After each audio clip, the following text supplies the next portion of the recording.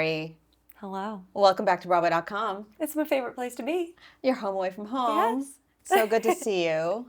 Thank you for having me, really. I'm so happy to see you, and I'm so happy to think about you playing Elphaba, because you were like born to play Elphaba. And that's a compliment. No, and I appreciate it, because I remember growing up listening to it forever and ever, but I never in a million years, it was always a dream, but I was like, never, I'm going to play, Well, I never knew. I couldn't see the future. all right, let's start there then. Take me back to Oklahoma. You're a little girl. How did you know that you were going to be a performer? What was driving you? Was it the cast album of Wicked before you went to sleep every night? Man, that really lit me up listening to What Is This Feeling as I was falling asleep. I don't know how I fell asleep to that song, but I did. It's not a downer of a song. No, it is not. I mean, Adina and Kristen. You can't beat it, really. No. I mean, I had been singing my entire life. It's probably the thing that comes the most naturally to me. Probably like the equivalent of breathing. I've just sung my entire life, and I love it so much. So I kind of always knew that I would sing, but I didn't know I would be an actor, Broadway performer. I had no idea.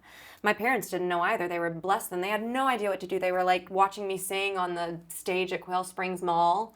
Yeah, take me back to the mall. Yes, the mall. That was probably one of the biggest Not indicators. everyone gets to sing at the mall in Oklahoma City. That's a special I thing. know. It was with my voice studio, and we would go to Quail Springs Mall, and we would have our little cassette tapes. And I remember singing "My Heart Will Go On." Celine Dion, just simply the pinnacle. And how old are you at this point? Oh my gosh, I was like 8. I was young. I was itty. And I remember standing on stage singing "My Heart Will Go On." It's still to this day my grandfather's favorite song I ever have sung.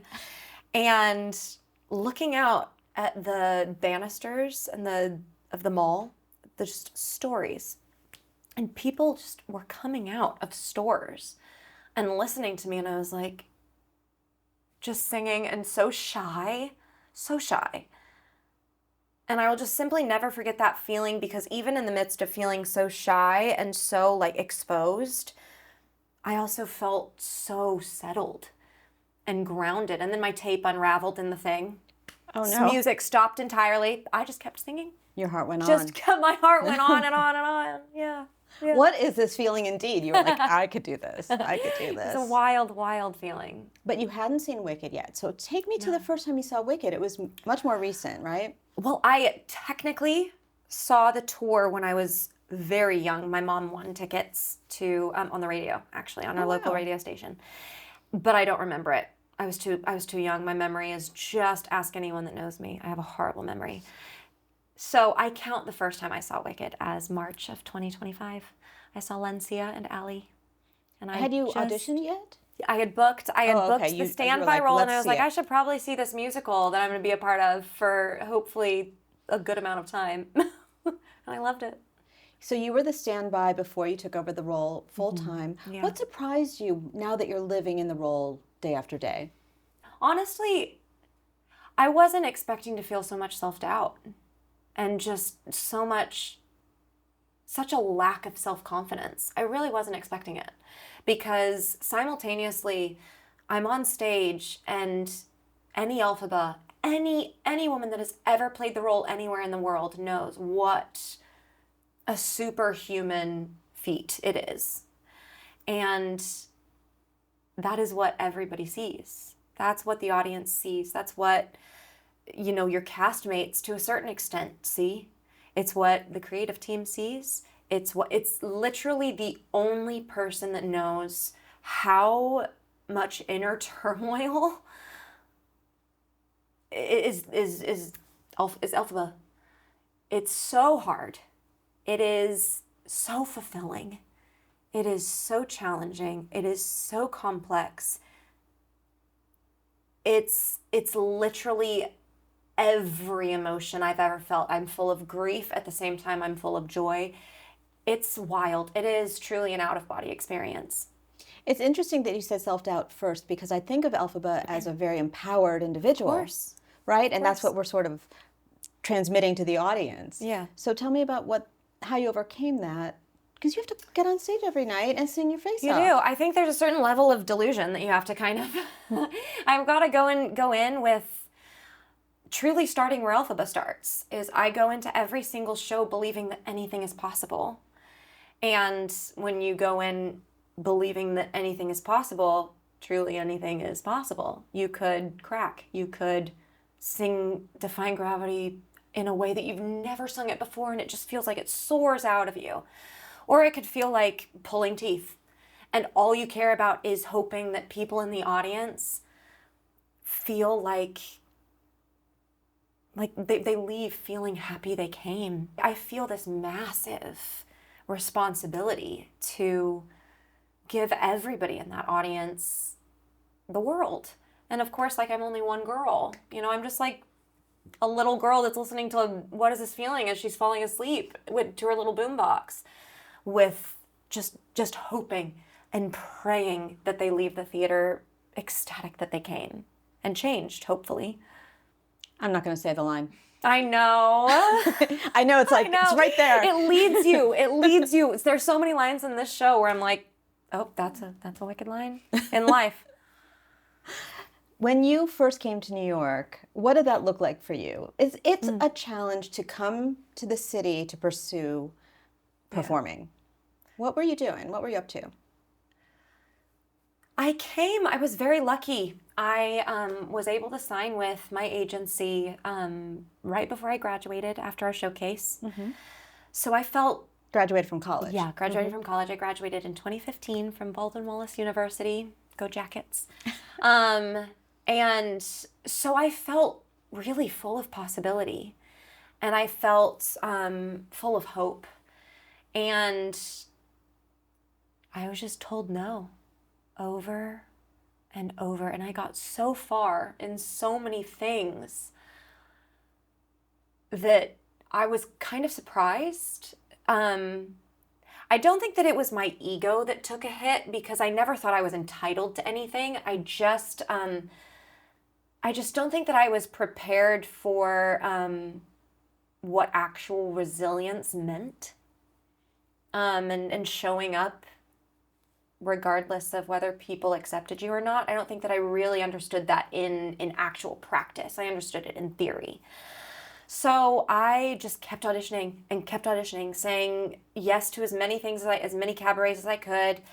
And I ended up working at Equinox. I worked at Equinox for 3 years. Yeah, you have to have a job. Before I made my Broadway debut.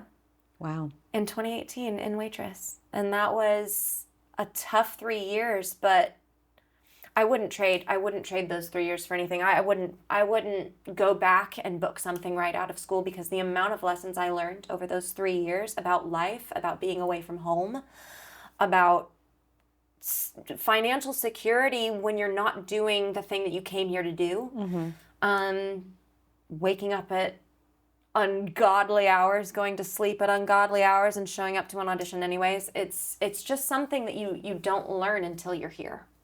You know, my introduction to you was you in this room singing for the Cats tour. Yeah. Which you have said opened doors for you. And that video has over 1 million views on YouTube. It's just one of the most popular Broadway.com videos.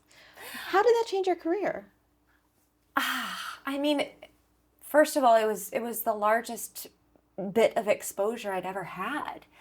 And I think that it was really unique because of the time that it came out to.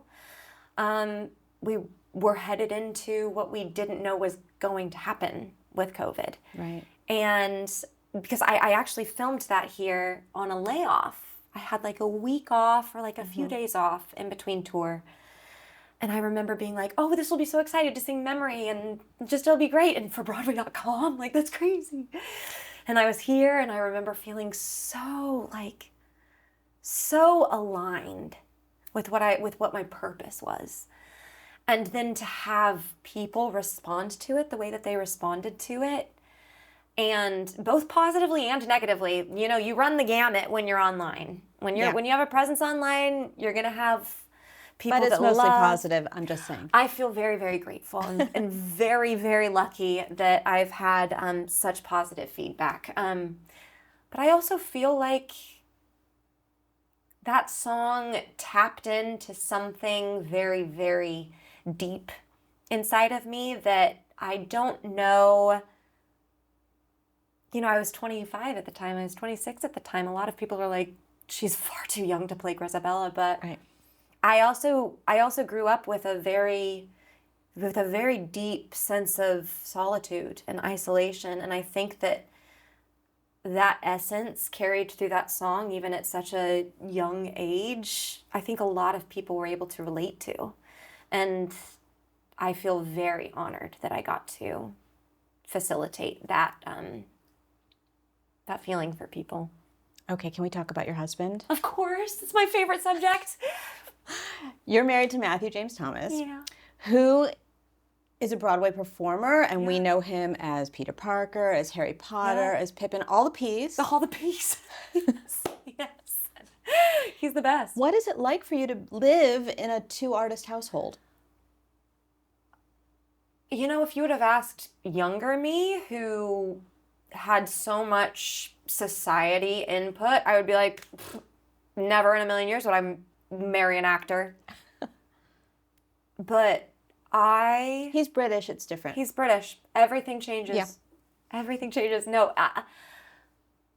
I feel fulfilled in a way that I just didn't know was humanly possible. Like, the amount of support and encouragement, I'm even surprised every single day. Like on a 2-show day when he's exhausted too from doing all of the stuff he's doing, to sit in the park with me, to give me vocal warm-ups when I feel like I can't sing the show that day, to gas me up whenever I'm like, why am I Elphaba? Why did they take this chance on me? There's no possible way that I can do this and be the people's Elphaba. There's no possible way. And he's like, no, center, believe that you're where you're supposed to be. Just be where your feet are.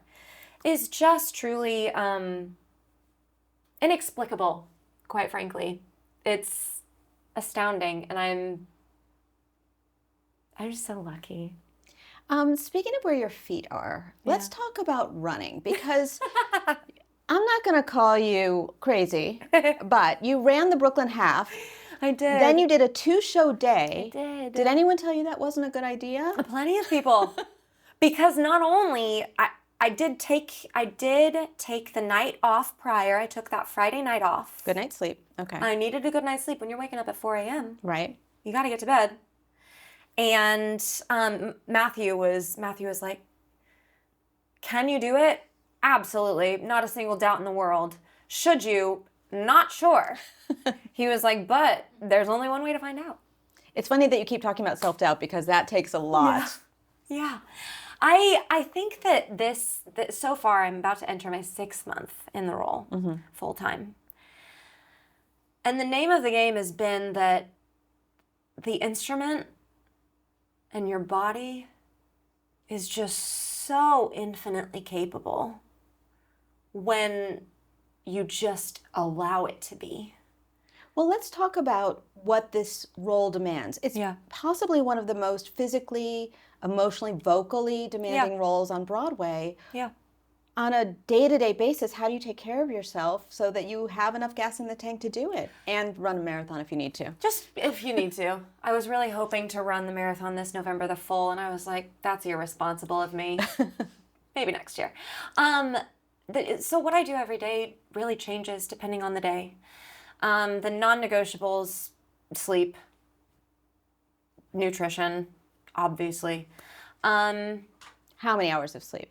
What kind of nutrition? We want, like, let's give everyone a guidebook. I need 8 hours. I need 8 to 9 hours of sleep, or else I just simply can't function. There are times where I will be on stage on a 2-show day or towards the end of the week, and there will just be this desperate, deep desire to just cry because I'm so tired. And luckily, works for the role. But, I mean, 8 Except to 9 for all hours. the greenification. Exactly. Well, They put that on quite well. Yeah, it's a little waterproof. Krista she really knows what she's doing there with that green. So nutrition, I mean, I don't really have like super, super specific. The only thing is like, I can't do inflammatory things. Like sugar, I can't do. I can't do like fried, processed things, even though at the end of the night, all I want is like a burger or a slice of pizza. It's just all I want in this entire world. But it really does affect how I move throughout the show 8 times a week. You have to take care of yourself. Yeah. I do a lot of bone broth. That's a big one. And this is not a very popular answer. Sardines. Really very magic. Popular, especially if you're like very with a lot magical. of people. Yeah, exactly. Just open the can and on the train really is preferable. No, I eat those in the privacy of my own home. But those have been game changer. You started this role at the same time as Emma Flynn. Yeah. Tell me how you are navigating that experience together and how you bonded, especially off stage. Yeah. Oh, I'm so lucky. I am so lucky. She just is Glinda. Let's be honest. Yeah, she seems like she was She just made to is. be Glinda. Yes. And she's just so pure and kind. And every single show, no matter how tired she is herself, during For Good, when we hug, she's just like, you killed that. You were just amazing. I'm so lucky. Like, she is just so supportive and so encouraging. And watching her grow into her Glinda, because I mean, we're going to be growing in our roles until we finish the show. Like, we've never arrived. We will never arrive. And that's also one of the most amazing things about this show and these roles too, is that there's so much to mine from them. But watching her on stage and how her Glinda has just transformed and how it will continue is just one of the greatest joys on this journey so far.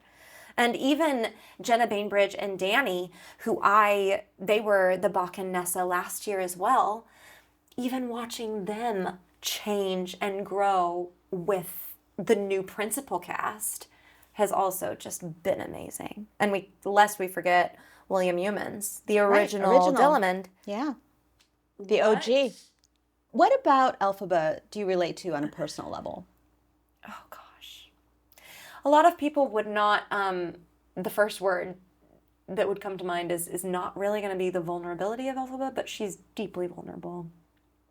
I think that that's something I always thought was a weakness in myself. I grew up an only child. My parents both worked extraordinarily hard to provide for us. And so I spent a lot of time alone. And that was really beneficial in so many ways. And then also like very isolating in other ways too. Beneficial because it tapped into your imagination. My imagination, my entertaining myself, finding out what I loved to do when other people weren't around, like what I naturally navigated towards. Reading was a big thing. Spending time with animals was a big thing, which is also very Elphaba. And so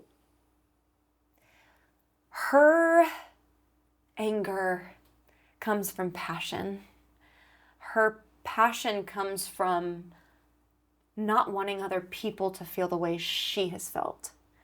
And I guess a lot of people would call that empathy, but I don't think she necessarily, like, I don't think Elphaba's like, I'm an empathetic gal. I think she's just like, no, I've had to survive, and I've had to adjust, and I've had to provide for myself company. And I think that's the first thing that I remember really resonating with her on, was that her reactions come from just a deep sense of protecting those around her and protecting those that she loves. And yeah, it's this very special quality, an overlooked quality about her, I think. I talked to the Tony-winning costume designer of Wicked, Susan Hilferty, a while ago. Yeah. And she mentioned that Elphaba is deeply connected to the earth, Yeah. and you've said the word grounded Yeah. a few times. Is that something that you think about when you think about this character? All the time. I always wish that I didn't have to wear shoes. I know that sounds so silly. Barefoot Elphaba, green feet. But man, yeah, can you imagine if they had to paint my feet too? That would be crazy. Glinda, I think when you're thinking about these two characters, I think Glinda does live in the bubble. It's very metaphorical. And Elphaba is very down, which is like, crazily enough, when I fly, I feel like I'm actually being sucked into the ground. And only because she's flying, because she finally feels the power that she's always had, but was always just so, she was so shielded. She shielded it. She was never, it was always something that just came out of her inexplicably. And when she's able to harness it because the thing that she loves is threatened, that is something I find to be really, really amazing. I mean, Stephen and Winnie and Gregory Maguire, who wrote the novel, it just, the story that Wicked tells is just so complex. And I wish that the show, I mean, I don't know if you guys knew, but like Wicked used to be nearly 4 hours long in original workshops. It was very, very, very long. It's a long novel. It's a very long novel, and there's so much to talk about. And sometimes I really do wish that it could have been like a two-parter. Like, how cool would that have been to have just like this extended, massive cacophony of Wicked the musical? You know, Wicked's been on Broadway for over 20 years. Yeah. Audiences are, it's still resonating with audiences. People are still lining up. We're right around the corner. We see it all the time. Why do you think that is? Oh, I think it's just timeless. I think there is something that every single human being in the audience can relate to in that story. Whether you're a Glinda or an Elphaba or a Bach or a Fiyero, it's so universal. The feeling of belonging and the feeling of not belonging, we all know that feeling. The feeling of feeling helpless, passion, advocacy, seeing, also like we can't not talk about seeing the darkness in the world and also having a show. Something I really commend Wicked for is that Wicked is a beautiful family musical. But it also talks about real things. Like, if you're really listening and if you're really observing, there are some very real, worldly, topical themes in this show. And that's what I also believe has given it such longevity, and I believe will continue to give it longevity, is that